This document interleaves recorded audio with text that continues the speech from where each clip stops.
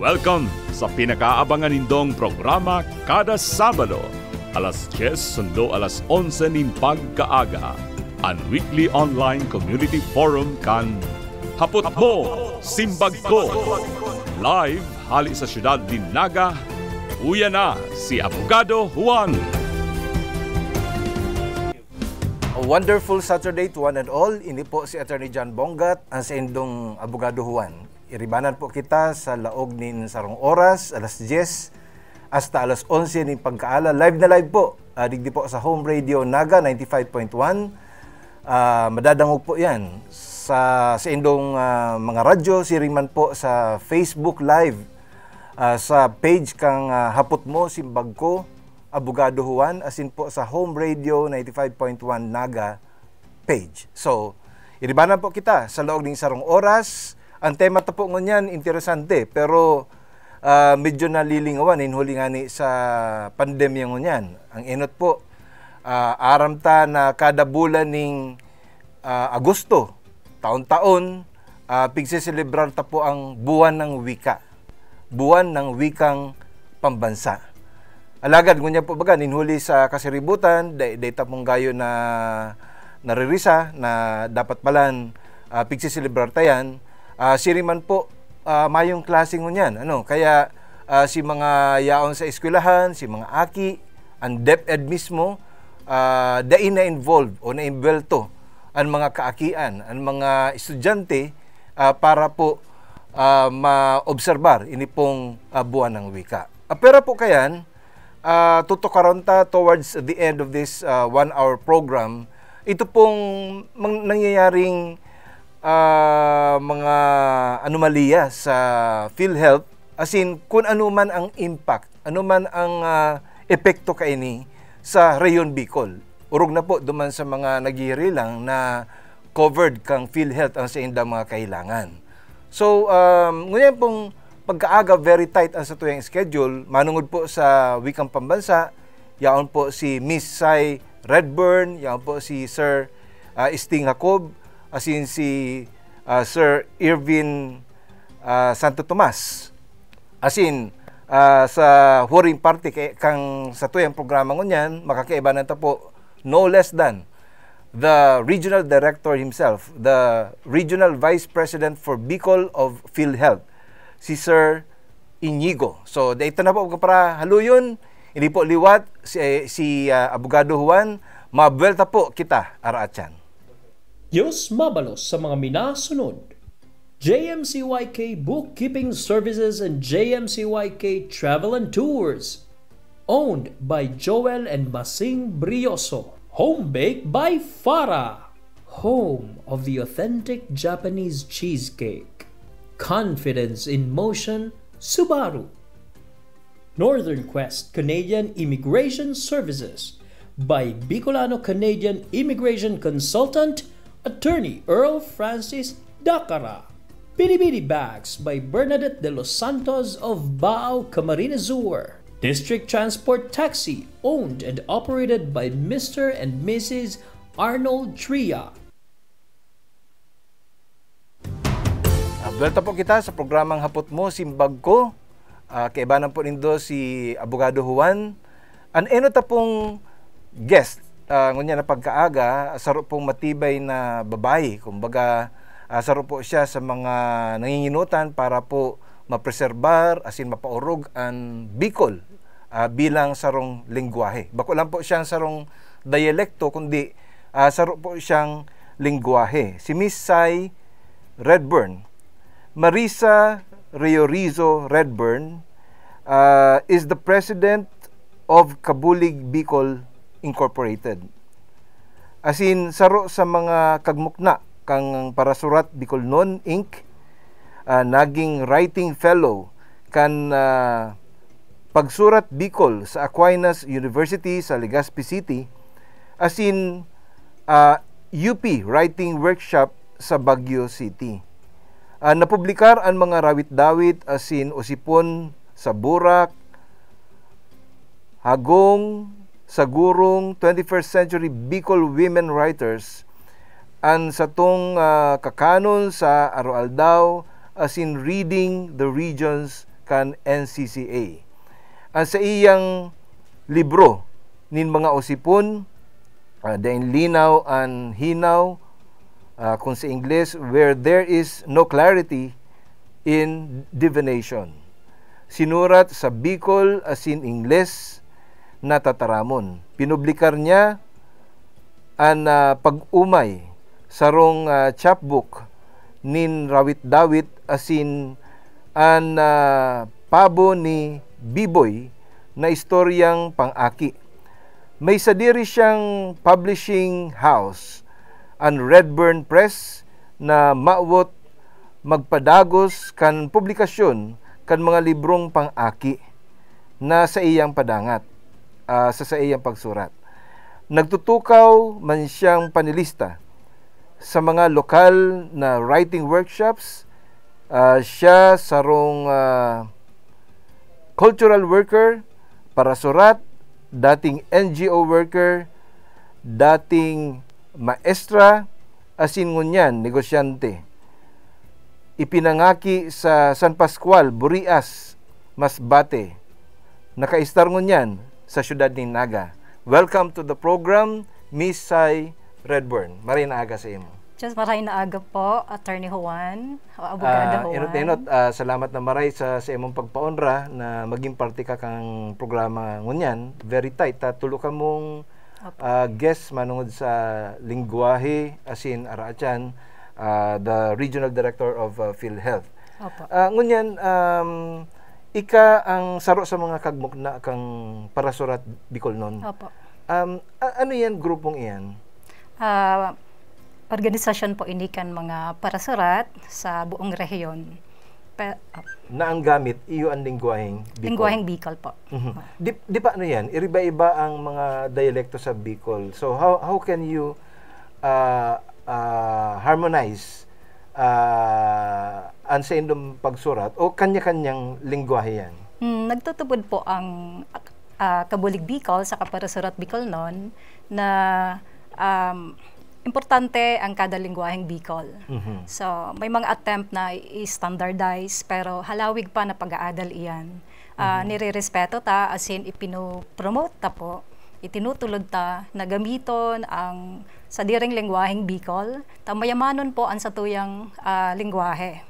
No? Kung siring po sa DepEd, tinutok doon na ninda ang Bicol sa elementarya, ano pa ginagamit? Sa mother tongue based. Sa mother tongue. Teaching. Opo, kung ano ang Bicol mo, iyo ang Bicol na ginagamit. Siring man po sa pagsurat. Okay, so ang parasurat Bicol noon, parte ka pa dyan. Tapos ngunyan, ika ang presidente kang Kabulig Bicol. Opo. So ano ang relasyon kang parasurat Bicol noon sa Kabulig Bicol? Halos parehas man lang po yan na tao, pero ang parasurat Bicol noon, may sadiri po siyang organisasyon.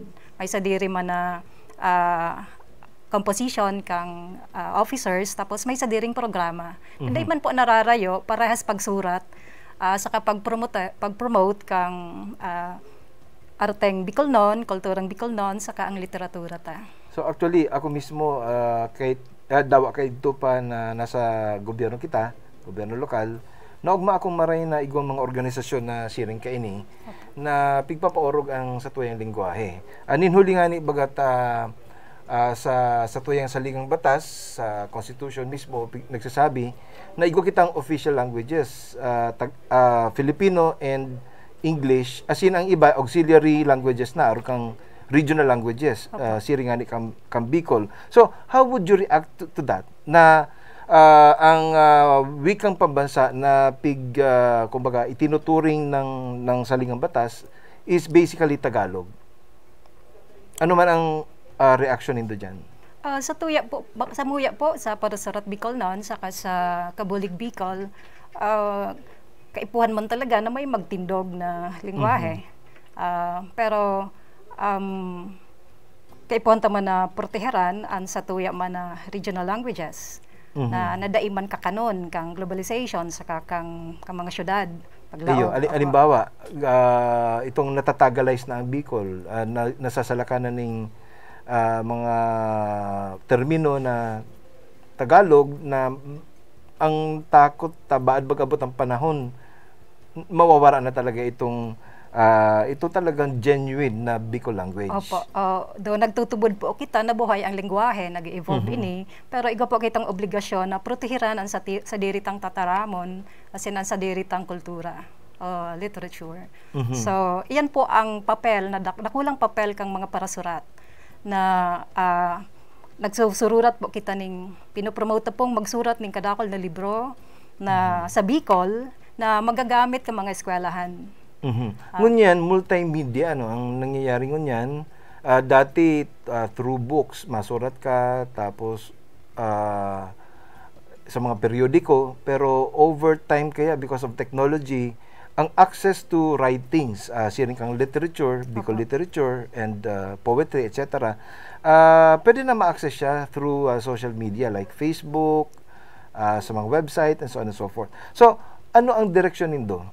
Ninhuli nga nita siring kay ini ang kumbaga nangyayari na sa satuyang kinaban, teknolohiya, napaparikas ang komunikasyon. Would you still stick to the traditional publication of books, periodicals, to be able to publish your writings in Bicol and promote at the same time the Bicol language? O igwa naman kamong mga paagi para ma-promote ang Bicol sa ibang mga media platforms, arukang social media? Ginigibutan na po ini ngunyan.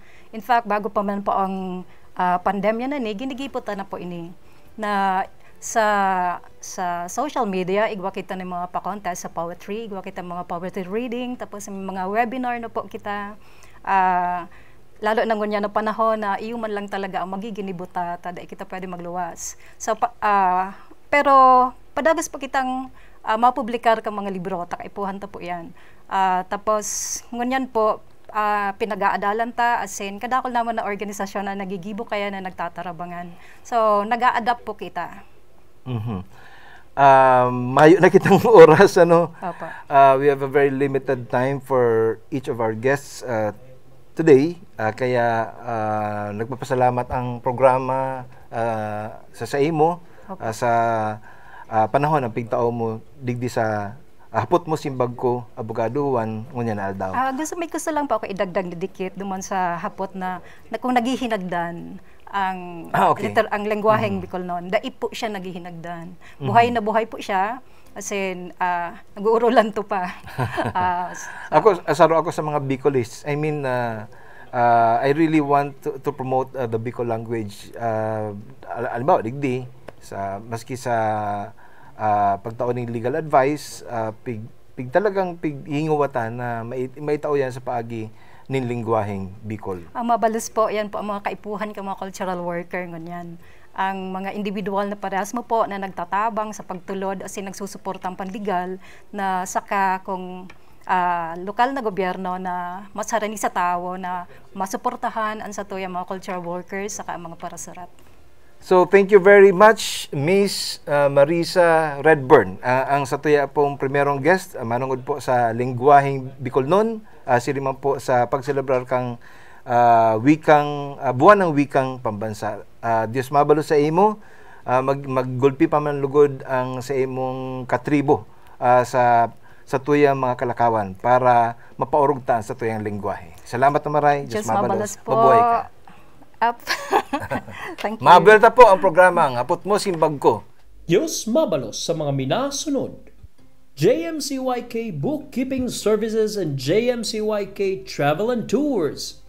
Owned by Joel and Basing Brioso. Home baked by Farah. Home of the authentic Japanese cheesecake. Confidence in motion, Subaru. Northern Quest Canadian Immigration Services by Bicolano-Canadian Immigration Consultant, Attorney Earl Francis Dacara. Bidi-Bidi Bags by Bernadette de los Santos of Bao, Camarines Sur. District Transport Taxi, owned and operated by Mr. and Mrs. Arnold Tria. Balta po kita sa programang Hapot Mo Simbag Ko, kaibanan po si Abogado Juan. Ngunyan po, igwa po kitang ikaduwang bisita. Siya po si Sir Estelito Esting Bailon Jacob. Si Sir Estelito Esting Bailon Jacob, nagtapos nin sekundarya asin kolehiyo sa Ateneo de Naga University asin kan sa iyang Master of Arts in English sa University of Nueva Cáceres. Saro siya sa 40 autor na pinublikar kan National Commission for Culture and the Arts sa proyektong Ubod kan 2005. Ang sa iyang chapbook may titulong Mga Nirukit-Dukit, Mga Rawit-Dawit sa Bicol, inilansar ang librong ini sa Cultural Center of the Philippines kan Disyembre 6, 2005. Si Jacob na nombrahan bilang 2015 NCCA Writers Prize recipient as in grand prize winner sa KWF Pagsurat nin Usipon 2007. Nakuha niya man ang pinakamatanos na rawit-dawit sa bulan na Mayo kan gawad obra sa literaturang Bicolnon 2012. Special Award in Journalism 2017, Special Achievement Award in Creative Writing na tinao kang University of Nueva Cáceres kan 2005, asin gulpi pang ibang mga awards. Kaibanan tapo ngunyan, si Sir Estelito Esting Bailon Jacob, tubong Camarinesor. Sir Esting, inot salamat sa imong presensya ngunyan. Attorney Jan, sa pag-imbita. Saro ka po sa mga pig-orgulyo kan Kamaligan. Aram yan kang kagabasan. And from your sa social media post mo, very proud ka man na taga-Kamaligan. So, how would you relate your being a Kamaligenyo and at the same time, a lover of Bicol culture and language? Sa pagsurat ko po kaya, permi kong rurumdum ang sakuyang pinaghalian. Kadaklan ka mga sinusurat ko, nagre-reflect duman kung ano ang pagbuhay-buhay kadto sa kunsang unyan. As in, saro ini sa paagi para maipamidbid ang Kamaligan. Saro nga ni duman sa mga pigsurat ko itong pinagrok na saro sa pinaka-favorite na dish na pigluluto ka magurang ko kadto na diin ang gayo familiar ang mga taong unyan. So, ano yung pinagrok? Pinagrok. So, can you describe that dish? Ano po siya, garuman sana siya inunon, kaya lang ang proseso kang pagluto, kang puyong sira, sa muya sa Kamaligan. Puyo pati, medyo endangered na. Bira na po ang puyo niyan, manay kita na sa market na puyo. Pigdudukduk kay ni mama ning sigid kay ito. Buruhay siya, pigdudukduk ning sigid. Pagkatapos lulutuon siya, dawa buruhay pa, ulaning suka, lalagan ning paminta. So na-imagine ko si itong pain katong mga sira. Pero pagkatapos maluto, masira mo na maray siya. So ginibo ko siyang metaphor duman sa battered wife. So parang ang kultura saka itong sa kuyang advokasya, pinaghalo ko lang.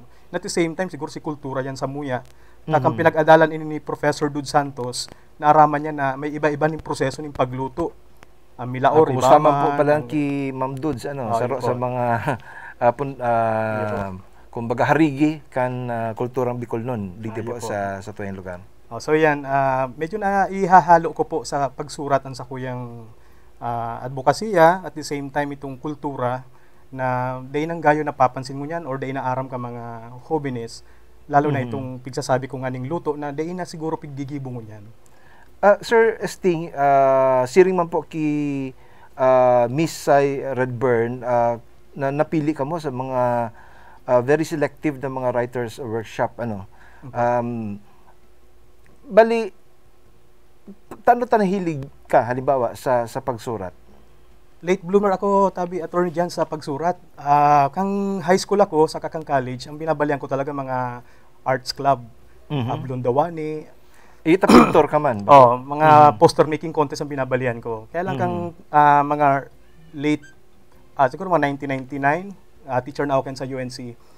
Naisipan ko magbalik sa sarong kompetisyon and then nahiling ko na tatawag pala na ako magsurat. Nakakagana naman sa mga kompetisyon. Kaya sabi ko siguro dapat tawang ko ng atensyon ng pagsurat.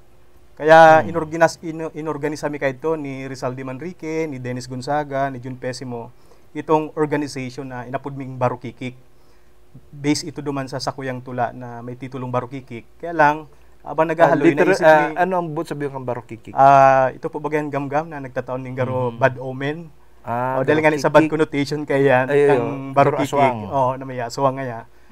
Naisipan mi na i-revive na lang itong Kabulig Bicol. Para po sa kaaraman kan mga kaakian ngunyan, mga hobenes, kan panahon pag nagsabing may nagkikikik, may aswang. May aswang. So nakabase pala niyan sa sarong gamgam na Barukikik. Barukikik po. Okay. Naisipan mi na ano daw kung ribayan ta ang pangaran ta tagaro day na uugma ang iba kang pangaran ng organization ta.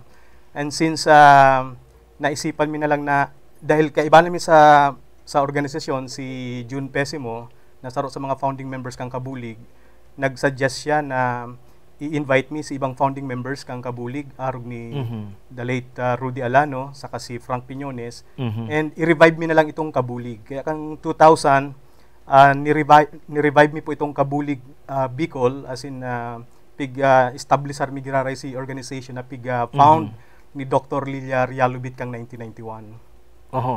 Maswerteng maray ang Bicol man, ninhulingan ito may mga tao na nasa likod kan mga mobimentong ini, para mapreserbar ang satuang lingwahe, as in mapreserbar ang kultura sa paagi kan sa indong pagsurat. Ngunyan pigapot ko na ni ki Missy Redburn Kasubaago. So how would you deal with the present multimedia platforms na nagbuburutwaan ngunyan, e-library, as in iba pa, para ma-promote ang kulturang Bicol noon, as in ang lingwaheng Bicol. Kadakol po kita ni mga literary works in Bicol na pwedeng ma-access online. Available po siya sa iba-ibang platform. Ang iba kayan nakalaag sa YouTube, sa ibang forma, binabasa, kinakanta. Ang iba nakapost sa Facebook, ang iba sa mga blog sites. Kaya lang po, may mga advocate din kita sa mga arok sa copyright na minsan piglilimit ang mga writers na magpara-post ka mga works ninda online dahil nga po sa madali siyang ma-access kang ibang mga writers, especially itong mga module writers, textbook writers, na minsan napapanglingaw po kan sa indang mga obligasyon na magpaaram sa authors o writers kung gagamitin nindan sa indang mga literary works dumasa sa indang ginigibong module o kaya libro. Kaya siguro dahil dyan, daing gayo buwelo ang mga writers man na magpara-post 100% kan sa indang works online. Although mas nakakatabang po kita sa estudyante, kaya lang iba po kita mga dapat sundon din, may mga pulisiya man kita sa pagpupublikar dawa online.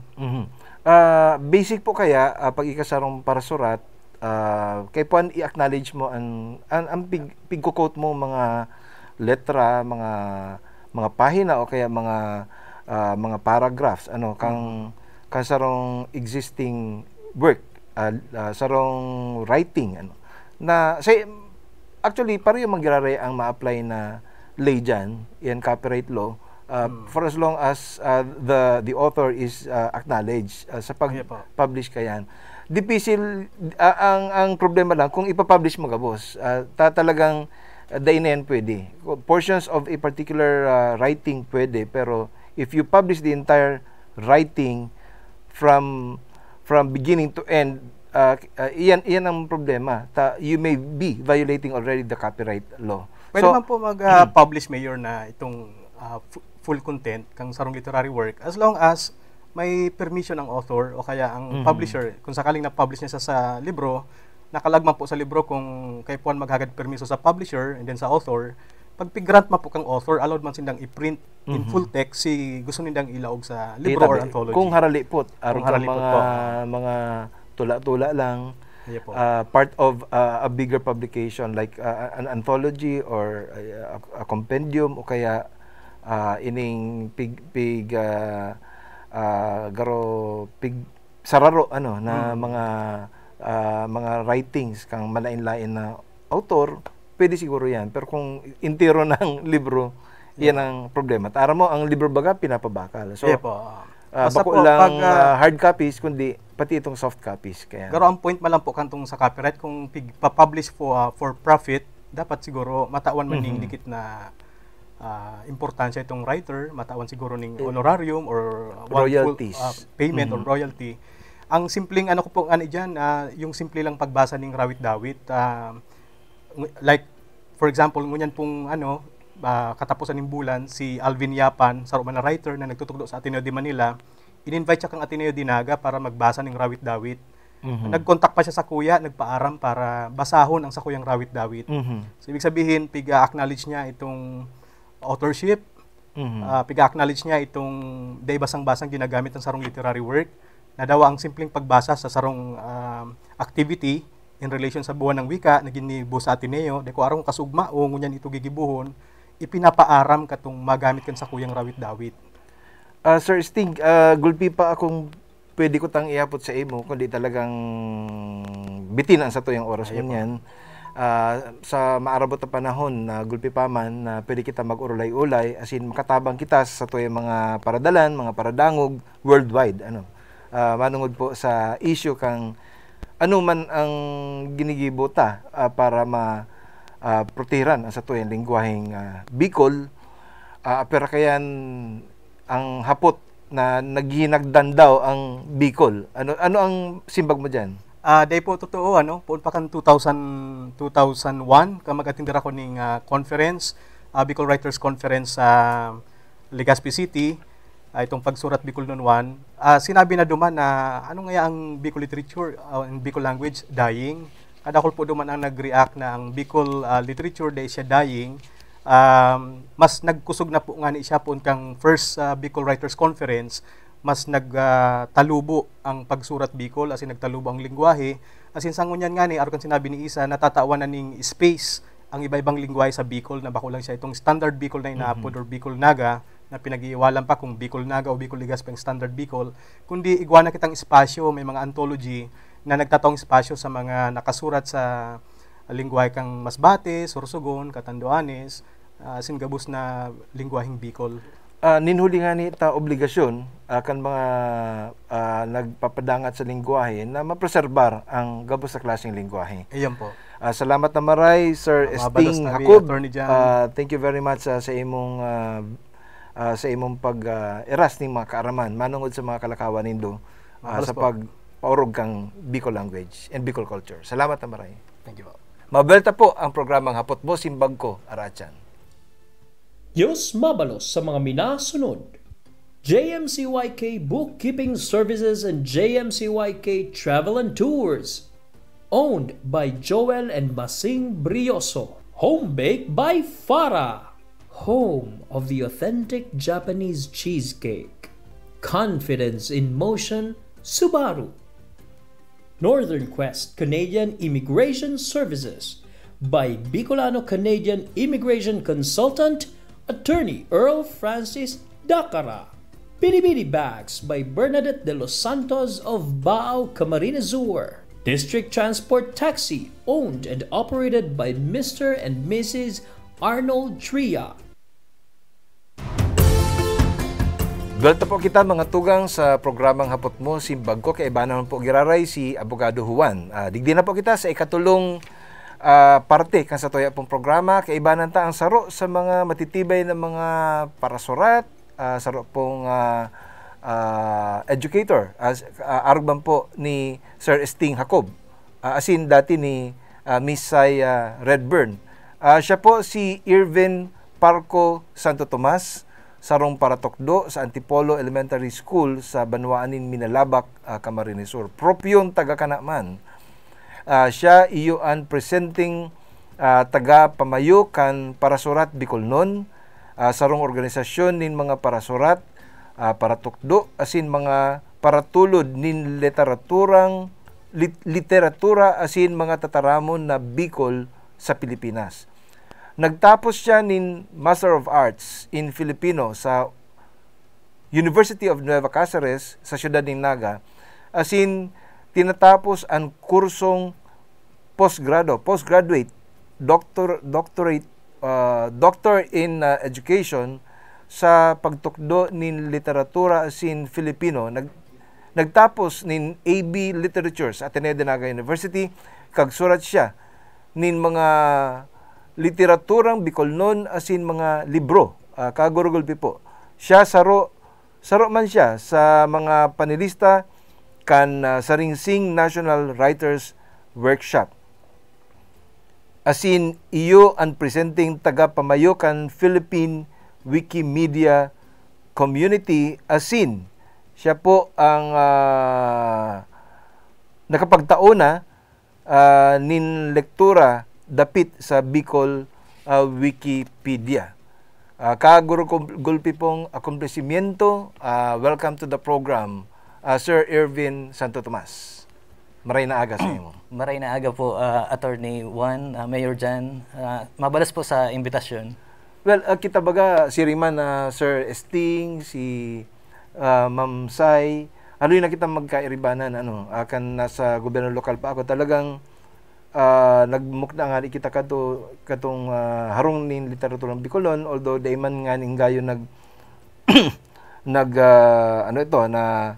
nagrambong, ninuli nga ita igwa naman mga independent private groups na very active na sa movimento para mapreserbar ang lingwaheng Bicolnon asin ang kulturang Bicolnon. Asin saro ka siring kang mga nainot na mga bisita ta sa talagang grabe ang dedikasyon digdi sa pagpaorog kang Bicol as a language.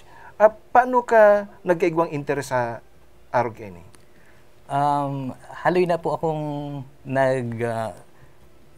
advocate kang tataramon na Bicol sa kang kultura. Kay ito pa po nakabasa ako ng libro Dapit sa Kanaman, ang controversial na librong Kanaman through the centuries ni Jose Barameda.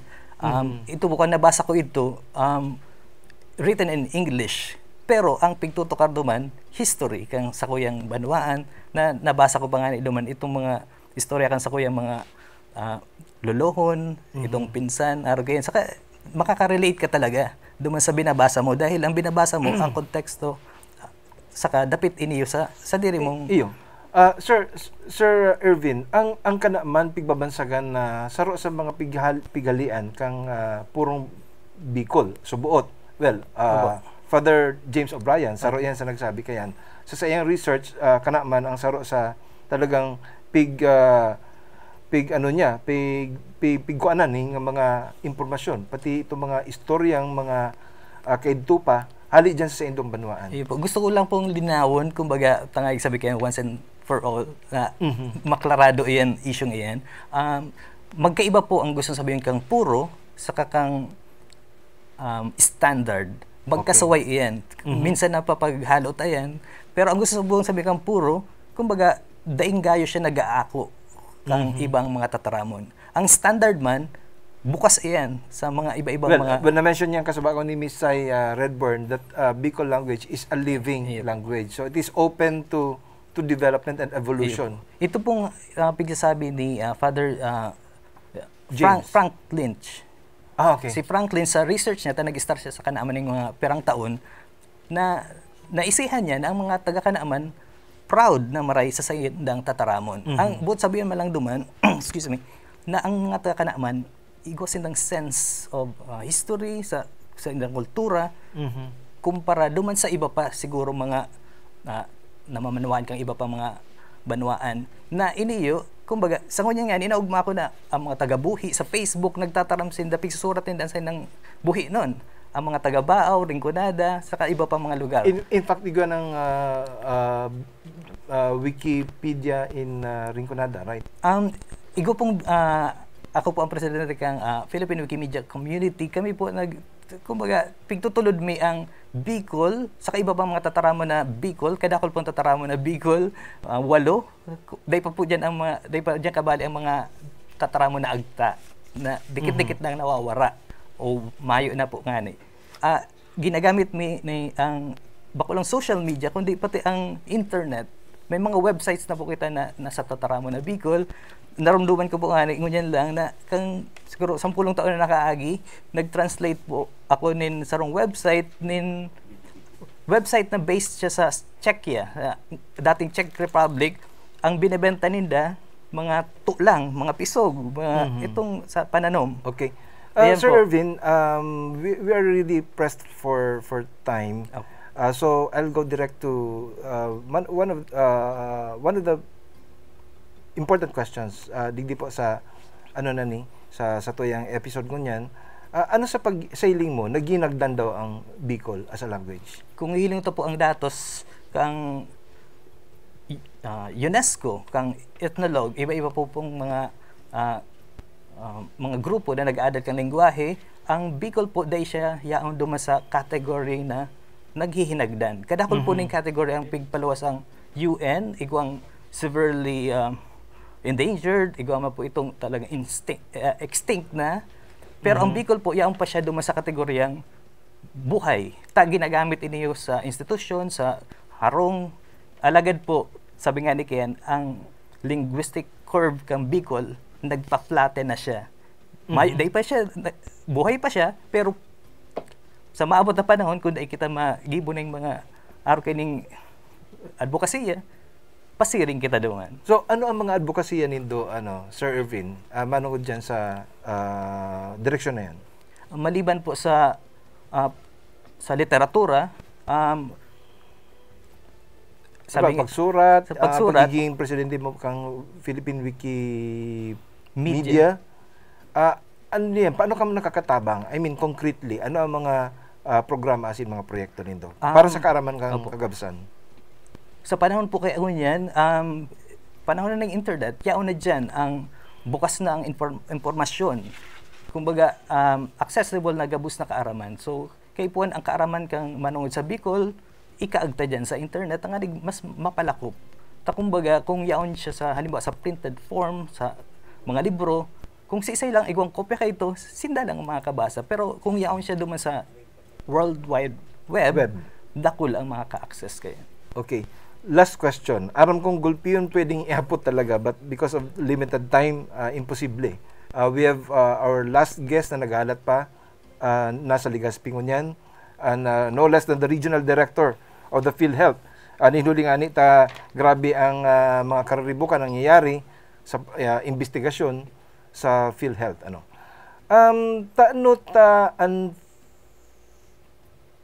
talaga ang wikang pambansa? Iyon ni ang last question. Tagalog lang o gabos na indigenous languages? As in dialects, arog kang Buino, Rinconada, Bicol, and so on and so forth.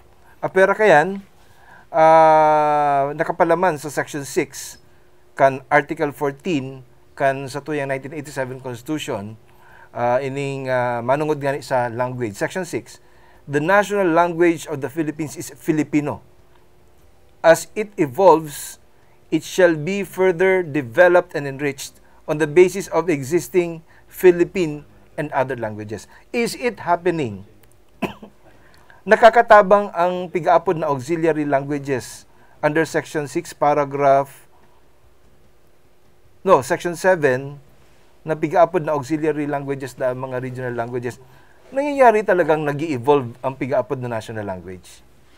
Igaw po kayo duwang klase ng pag-evolve. Saro po itong natural, igaw man itong kay po ng mga polisiya, tangalig ma-develop ang sarong tataramon. 1935 pa po pinaunan ang ulayon dapit sa wikang pambansa. Perang taon na po nakalihis. Perang konstitusyon naman ang nag-agi. Mabalik 1935, 1973, 1987. 1981 pa nga ni po.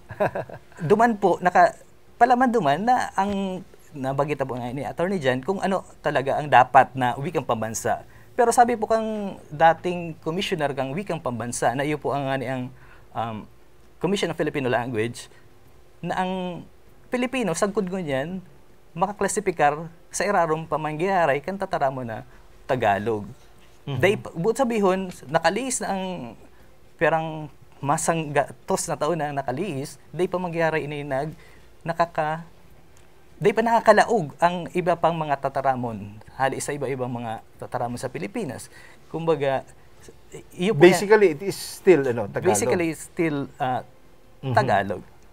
Day daw igong mga practical reasons kung taano Tagalog. I mean, mga pelikula, mga writings, majority in Tagalog, social media, multimedia, for decades garo diyan naka-focus. Iyo po, dito po marirong na araw kayo na ang linggo franca kang Pilipinas talagang Tagalog.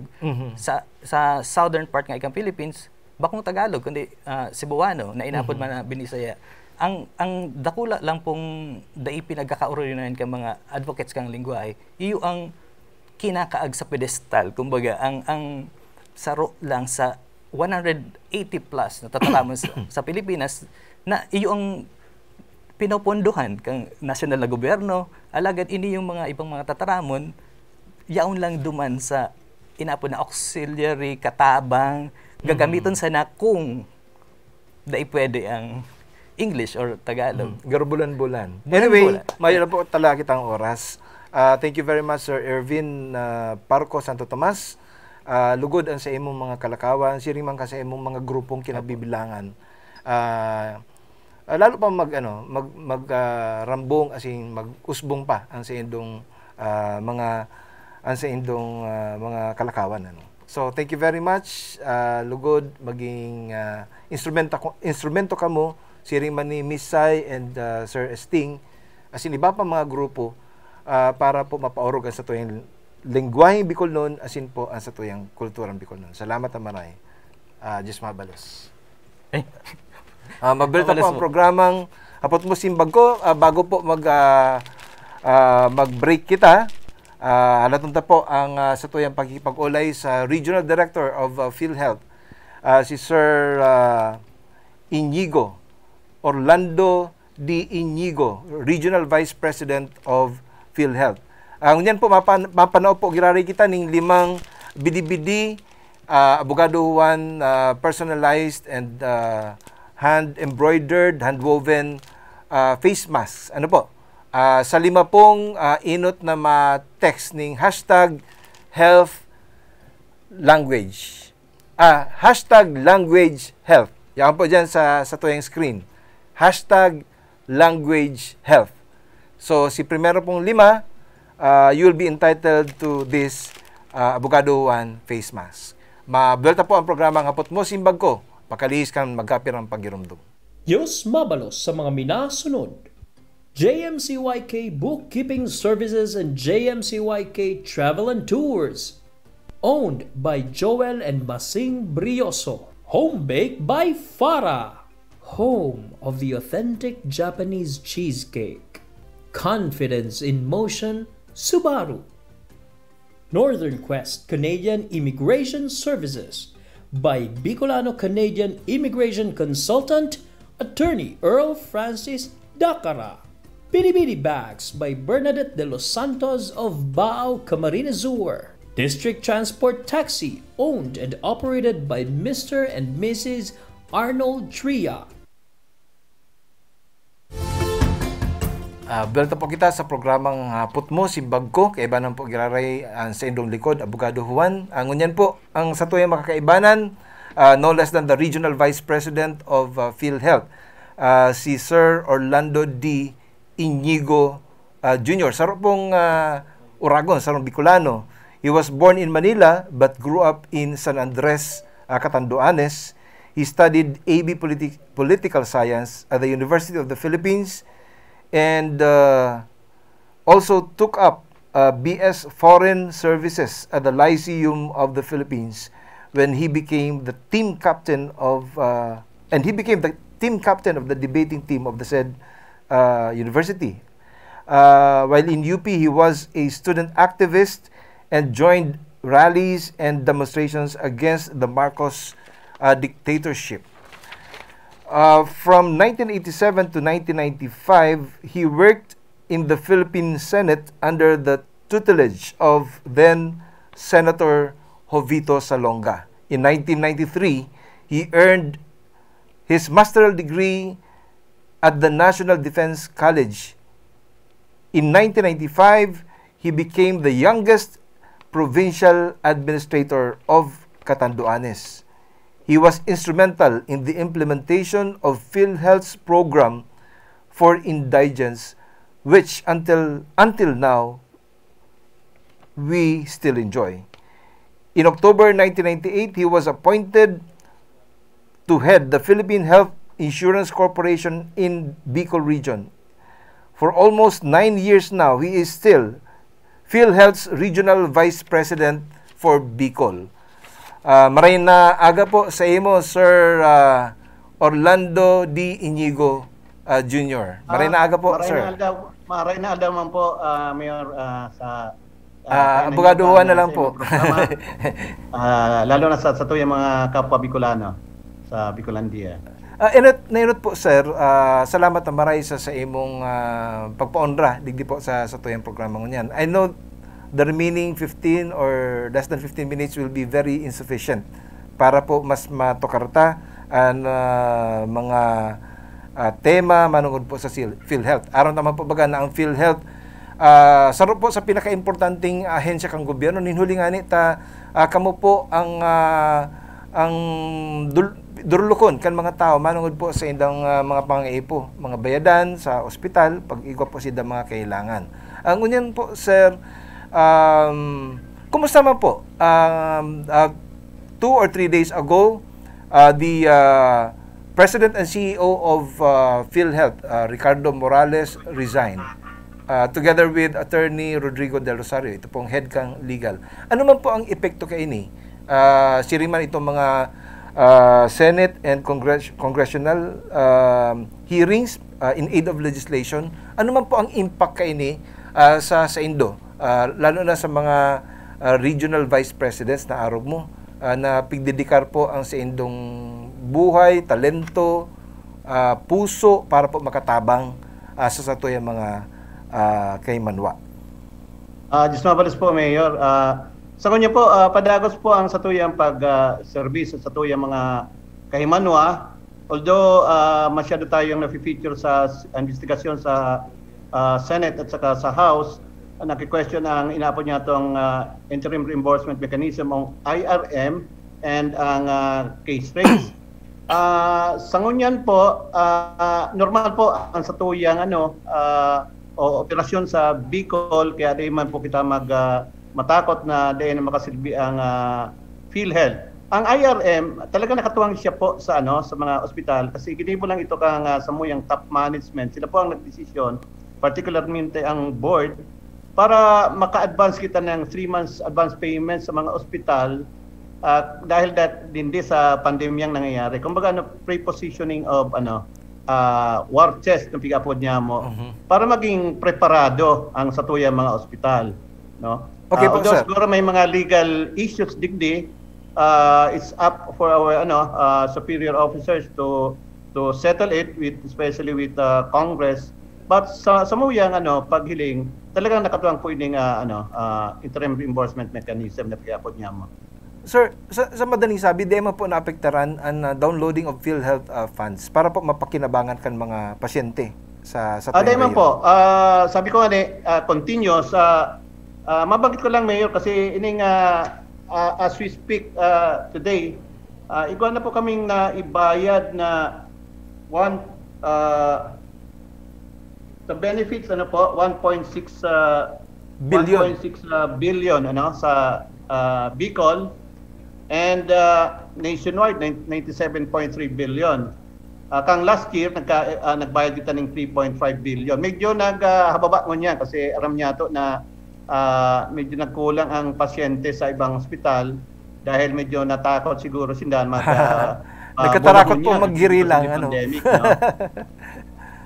So in terms of collections, kasi baka sabihin natin na baday na ning kwarta ang PhilHealth sa Bicol region po, ikaw kita ng collection sa as of now 1.27 billion. Ang target ako na is 1.7 billion. So dahil man po kita matakot na ngaya dahil medyo hababa ang collection kang Bicol as vis-a-vis the benefit gabayad niya to.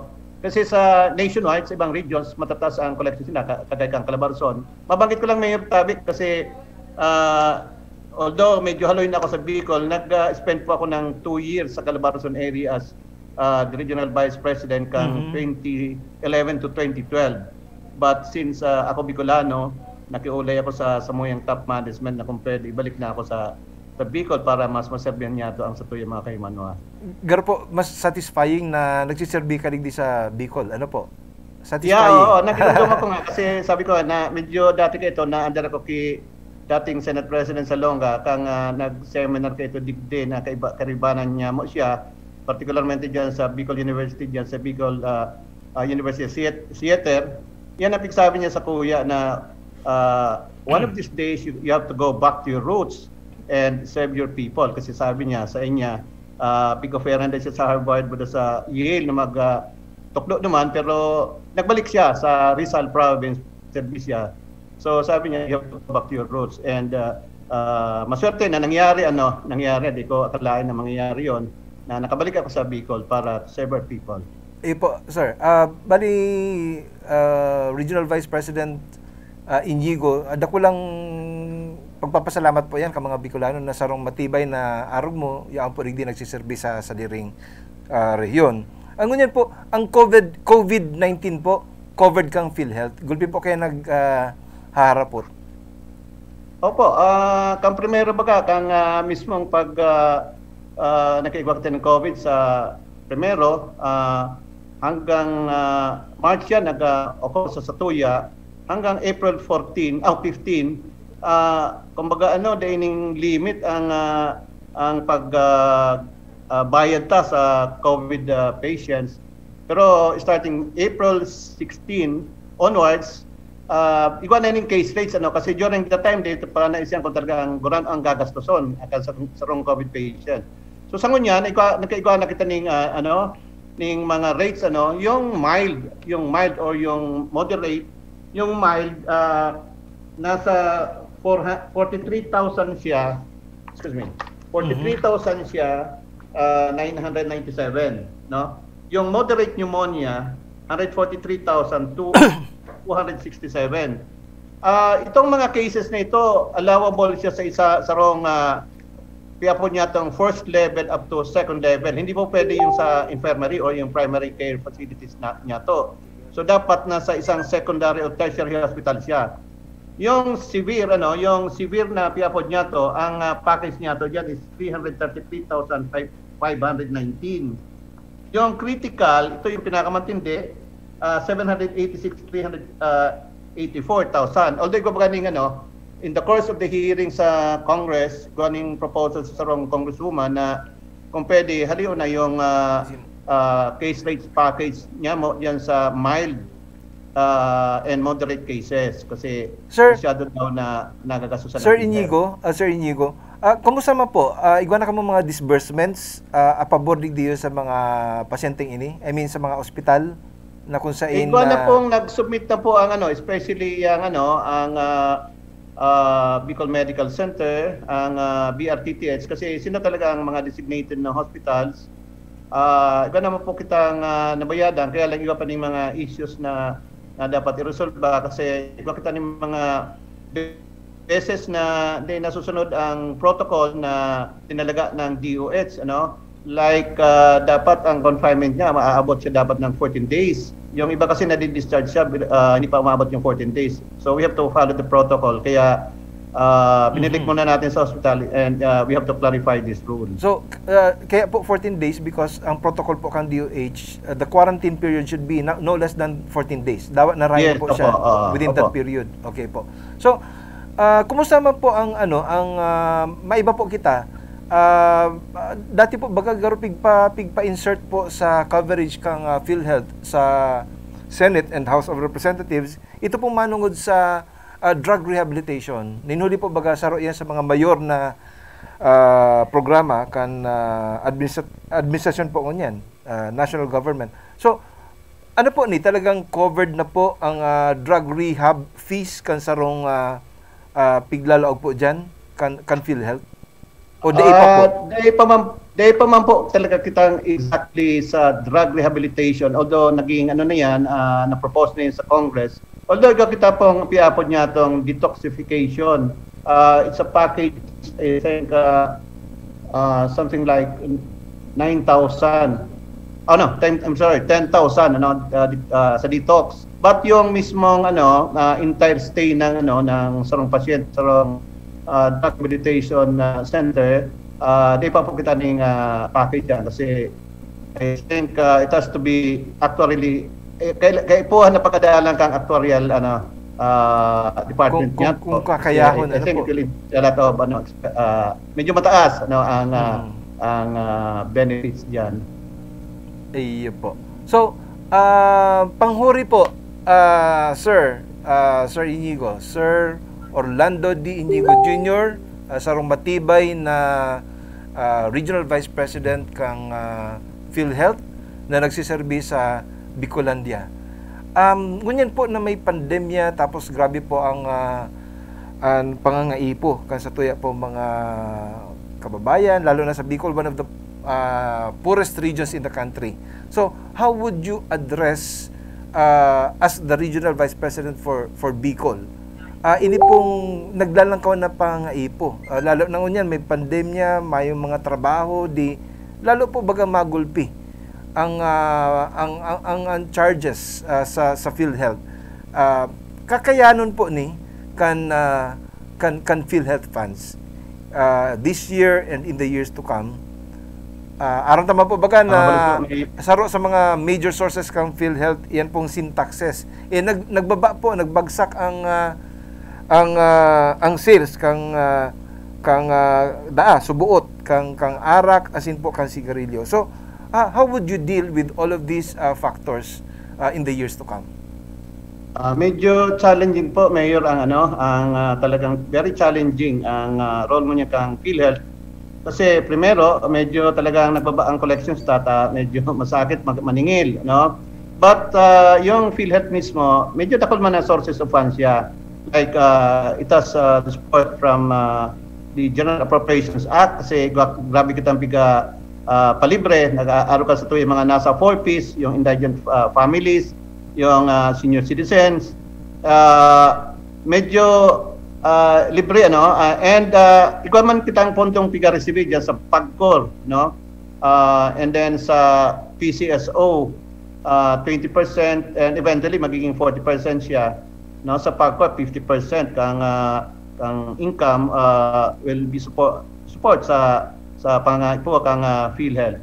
So kadakot po sources ng funds ang PhilHealth, kaya dahil man kami natakot na mawala ning kwarta ang PhilHealth. Mismo ang national government nagtaon ning assurance na hindi tutugutan na talagang mawala ning kwarta ang PhilHealth para doon sa mga benepisyo kan sa tuyang mga members. Sir Orlando D. Inigo Jr. Sir, salamat pong maray sa imong pagpaunra sa mga ngunyan. Mayo na po kitang oras talaga. Hanggang alas 10 lang po kitang ngunyan. Salamat pong maray sa imo pong pag-irasi mga kaaraman, pagtabang po sa publiko sa paagi po kang programang ini. Mabuhay po kamo, Regional Vice President po, Mayor Orlando Inigo Jr. Mabalos po. Mabalos po. More power. Salamat po. Thank you po. Ang nanggarana po ning face mask, i-announce na po ngunyan. Uya po.